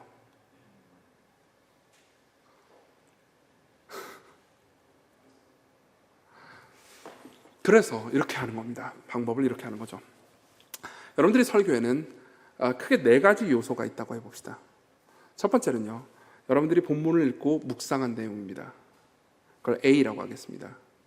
그리고 두 번째로는요, 여러분들이 본문을 읽고 나서 주해한 결과물입니다. 이건 훨씬 더 학문적인 연관물입니다. 여러분들이 본문을 원어에서 사역도 했고요, 그리고 신학적인 이슈들도 짚어봤고요, 그리고 전체 본문의 문맥과 흐름과 배경 가운데서 본문에서 저자가 원래 의도했던 말을 끌어냈습니다. 주해의 결과물입니다. 그걸 B라고 하겠습니다. 그렇죠? 그리고 C는요, 그 본문이 정경 전체 안에서 드러내고 있는 복음입니다. 그런데 여러분들이 이런 본문을 읽습니다. 나더러 주여 주여 하는 자마다 다 천국에 들어갈 것이 아니요 하늘에 계신 아버지의 뜻대로 행하는 자라야 천국에 들어가리라. 무시무시한 말씀이죠. 그렇죠? 자, 이 본문을 읽었습니다. 그러면 이 본문을 읽으면서 정교하게 분석하고 주해를 합니다. 그렇지만 이 본문은요, 마태복음 몇 장에 있죠? 7장에 있습니다. 그리고 하나님께 감사하게도 마태복음 7장으로 끝나지 않습니다.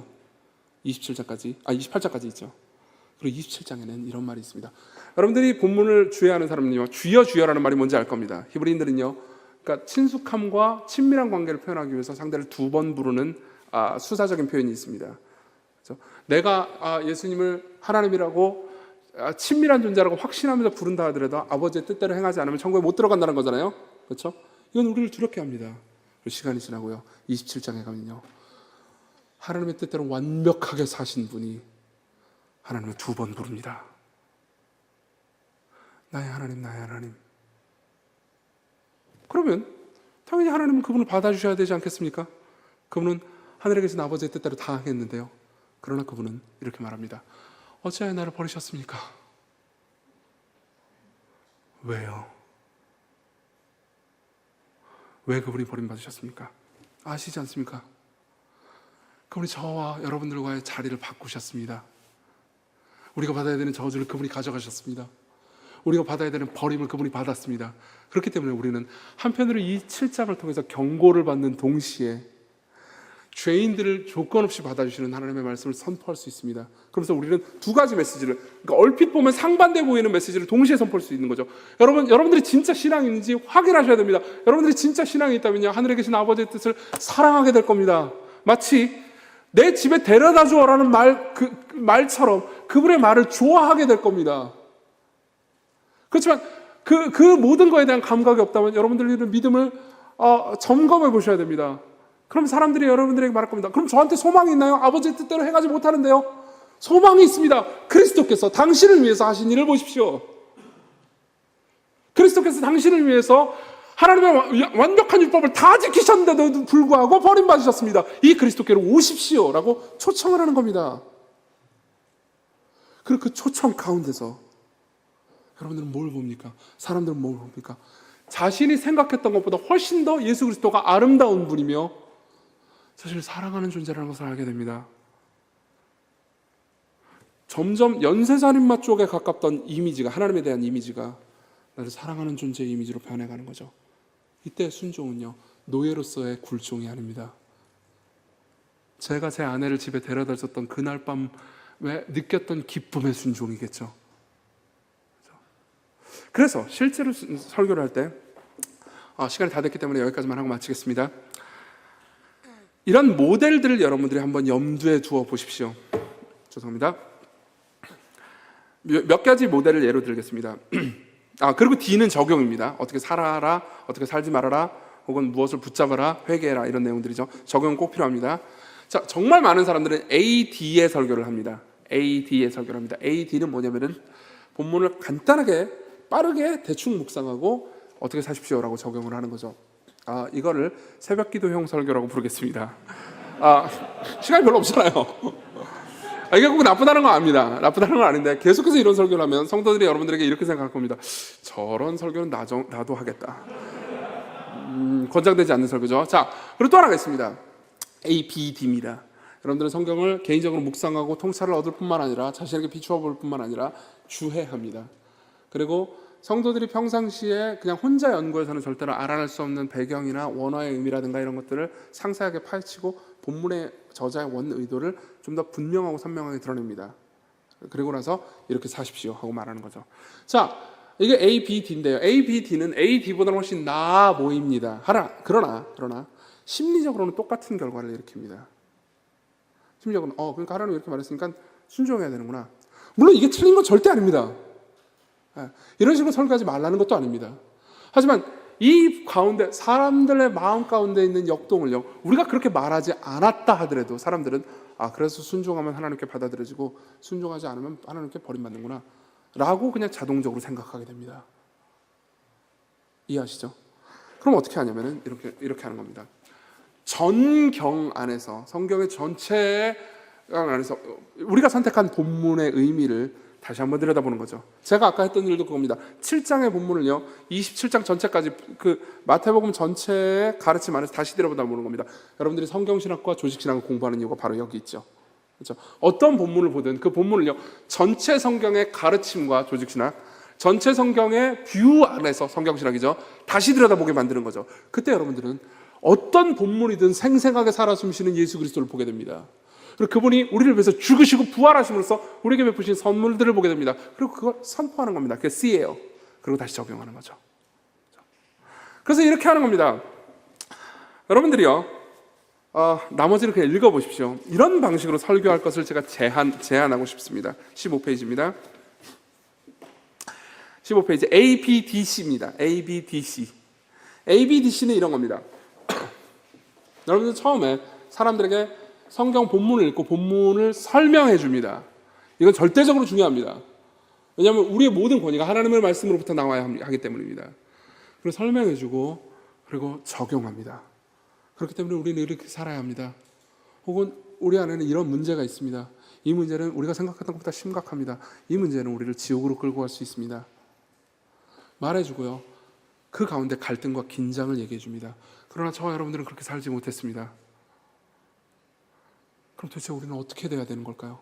우리는 어떻게 이 말씀에 순종할 수 있는 걸까요? 그러면서 이 말씀에 순종할 수 있는 동력과 힘을 주는 그리스도께서 우리를 위해서 하신 일을 선포해 주는 거죠. 그리고 끝내는 겁니다. 이런 방식으로 설교를 구석할 때 여러분들이 얻을 수 있는 제일 큰 유익이 있습니다. 뭔지 아십니까? 여러분들은 설교의 말미에 그리스도를 자랑할 수 있습니다. 그 이전에는 여러분들이 설교자로서 스스로를 권면하는 사람과 교육하는 사람으로 여기게 됩니다. 나는 위에 있고 가르치는 사람이거나 혼내는 사람이거나 혹은 동기부여를 하는 사람이 되는 거죠. 그렇지만 여러분들이 예수 그리스도께서 이런 일들을 하셨습니다. 그분은 길이십니다. 다른 모든 종교나 철학은 길들을 제시합니다. 심리학은 이런 방식의 어떤 취미를 가지거나 무슨 일들을 하면 당신은 행복해질 거라고 말합니다. 심리적으로 안정될 거라고 말합니다. 철학은 이런 생각과 마인드를 가지면 당신은 행복해질 거라고 말합니다. 다른 종교는 이런 행동을 하고 이런 말들을 하거나 이런 행동들을 하면 당신이 신에게 받아들여질 거라고 말합니다. 그렇지만 예수 그리스도께서는 길들을 제시하러 오신 분이 아니고 그분이 길이십니다. 자신이 길이 되러 오셨습니다. 무슨 말입니까? 그분께로 오면 하나님의 모든 호의와 사랑을 조건 없이 받을 수 있습니다. 그래서 그분은 너희들이 순종하면 복을 받을 거라고 말하지 않습니다. 너희들이 이미 복받고 사랑받았기 때문에 순종하라고 말하시죠. 그분이 당신을 얼마나 사랑하시는지 보이십니까? 그분이 얼마나 위대하고 아름다운 분인지 보이십니까? 그리스도께로 오십시오. 그 안에 여러분들의 복이 있습니다 라고 자랑하고 그분을 찬양하면서 끝낼 수 있습니다. 여러분들은요, 교육자나 권면하는 사람이나 동기부여자가 되지 않습니다. 예배자가 되죠. 그럼 마지막으로 이 얘기만 하고 마치겠습니다. 죄송합니다. 너무 많이 늦어졌습니다. 어떻게 이렇게 할 수 있는지에 대해서 한 가지만 말씀드리고 이야기하겠습니다. 이건 기술적으로 그리스도 중심적 설교라고 부릅니다. 제가 여러분들에게 그러니까 그리스도 중심적 설교 혹은 구속사적 설교를 이야기할 때 꼭 이런 형식의 설교만이 설교고 그런 형식을 따르지 않으면 잘못된 거라고 말하는 게 아니라는 걸 염두에 두십시오. 부탁입니다. 왜냐하면 그리스도 중심적 설교에 너무 천착한 나머지 그렇지 않은 설교를 모조리 잘못된 설교로 매도할 위험이 있기 때문입니다. 이것조차 그러니까 율법주의가 그 사람 안에 생생히 살아있다는 방증이기도 합니다. 그렇지만 그리스도 중심적 설교는 저는 힘껏 주장하고 싶습니다. 근데 어떻게 하면 그러니까 모든 본문에서 예수 그리스도를 발견할 수 있고 예수 그리스도를 따를 수 있고 그분을 알아갈 수 있는지 말씀드리겠습니다. 좋은 책들이 있습니다. 교수님들에게 좋은 책들을 어떤 책들을 읽어야 되는지 부탁하시면 친절하게 알려주실 겁니다. 많은 좋은 책들이 있습니다. 최근에는 더 많이 나왔습니다. 에드문드 클라운이나 브라이언 채플린이나 팀 켈러를 읽으십시오. 그 외에도 굉장히 많이 있습니다. 예전에 지금 은퇴하셨지만 김성수 교수님의 설교집들을 읽어보십시오. 그럼 굉장히 많은 유익들을 얻게 될 겁니다. 그러나 자 보십시오. 제일 중요한 방법을 알려드리죠. 어떤 사람이 무언가를 사랑하기 시작하면 무슨 얘기를 해도 그 이야기를 하게 됩니다. 저는 요즘 탁구에 좀 빠져가지고 사람들이랑 얘기하다 보면 갑자기 탁구 얘기로 빠져버립니다. 모든 이야기가. 저는 고기를 좋아합니다. 음식 얘기 안 하면 고기를 어떻게 굽는지, 그리고 고기 구울 때 어떤 프라이팬이 좋은지까지 얘기하고 있습니다. 내가 사랑에 빠지면요, 거기에 대해서 그러니까 소위 모든 게 깔때기가 됩니다. 16페이지 맨 마지막에 로버트 머리 맥체인이 여러분들에게 한 말을 들어보십시오. 주 예수를 힘써 배우게, 자신을 한 번 주목할 때 그리스도에 대해서는 10배로 주목하게. 그리스도는 참으로 사랑스러우신 분이라네. 그토록 무한한 위험 가운데 계시면서도 죄인들을 향해 한없는 은혜와 자비를 베푸시네. 죄인의 괴수에게조차 말일세. 하나님의 미소를 한껏 누리게, 그분의 빛나는 광채에 온몸을 녹이게, 사랑으로 자네의 모든 것을 주목하여 보시는 온유한 시선을 느끼면서 전능하신 그분의 품에서 쉼을 얻게나. 마음을 황홀하게 하는 감각, 그리스도와 그분 안에 있는 모든 것으로 인한 감미로운 탁월한 감각으로 자네의 영혼을 가득 채우게. 여러분들이 예수 그리스도를 계속 봅니다. 그분의 사랑 안에 여러분들의 마음을 계속 녹입니다. 그러면요, 여러분들은 어떤 성경을 보든지 간에 그리스도를 보게 됩니다. 저는 어제 맥체인의 열왕기상 8장을 읽었습니다. 그리고 솔로몬이요, 하나님께 이 집이 기도하는 집이라고, 이 집에서 기도하는 모든 기도를 응답해달라고 기도하는 부분을 읽었습니다. 네, 맞습니다. 솔로몬이 만들었던 그 성전은 기도하는 집이었습니다. 그렇지만 진정한 성전, 우리에게 온 진짜 더 나은 성전, 그 위대한 성전은요, 헐려버린 다음에 사흘 만에 부활하신 바로 그 성전은요, 단순히 기도하는 집 정도가 아닙니다. 우리를 위해서 기도하시는 집이십니다. 저는 어제 본문을 읽으면서 그 생각이 떠올랐습니다. 이게 어떤 책에 나와 있었을까요? 뭐 어떤 책에 나와 있었는지도 모르겠습니다. 그렇지만 나를 구원하신 그분이 나를 사랑한다는 것을 제가 붙잡고 있을 때 여러분은 어떤 성경을 보든 그리스도의 영광을 보게 될 겁니다. 그리스도께로 오십시오. 기도하겠습니다. 자비로우신 주님, 짧은 시간에 너무 많은 것들을 말한 것 같습니다. 그러나 아버지께서 이 시간을 복되게 하시고 또한 주의 백성들을 위해서 자신의 삶을 드린 여기 모인 모든 형제 자매들을 복되게 하소서. 그들에게 예수 그리스도의 다함없는 영광을 드러내 주시고 그 영광으로 말미암아서 그분에게 깊이 빠지게 하소서. 그래서 자기 백성들을 사랑하사 모든 것을 주신 그분을 드러냄으로써 그분 안에 있는 모든 복을 자기 백성들이, 예수 그리스도의 백성들이 누릴 수 있게 해주옵소서. 당신님이 우리에게 베푸신 놀라운 은혜와 사랑을 우리가 누림으로써 그 기쁨으로 사람들에게 가르치거나 권면할 뿐 아니라 선포하며 즐거워할 수 있게 해주소서. 예수님 이름으로 기도했습니다. 아멘.